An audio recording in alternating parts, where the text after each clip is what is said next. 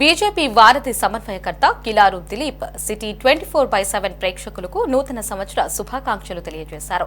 జనవరి 5న కేసరపల్లిలో శంఖారావం నిర్వహిస్తున్నామని, నిర్వీర్యమవుతున్న దేవాలయాలకు జీవం పోయడమే హైందవ శంఖారావం లక్ష్యమని స్పష్టం చేశారు.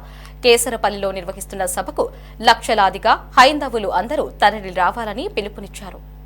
సిటీ కేబుల్ 24/7 వ్యూవర్స్ అందరికీ కూడా నూతన ఆంగ్ల సంవత్సర శుభాకాంక్షలు, అట్లానే సంక్రాంతి శుభాకాంక్షలు తెలుపుతూ హైందవ శంఖారావం పేరుతో విశ్వ హిందూ పరిషత్ వారు భారీ బహిరంగ సభ కేసరపల్లి విజయవాడలో నిర్వహిస్తున్నారు. జనవరి 5వ తారీఖు. దీనన్నిటికీ కూడా హిందువులు పెద్ద ఎత్తున ఆంధ్రప్రదేశ్ నలుమూలల నుంచి కూడా ఈ బహిరంగ సభకి వచ్చి దీన్ని జయప్రదం చేస్తున్నారు.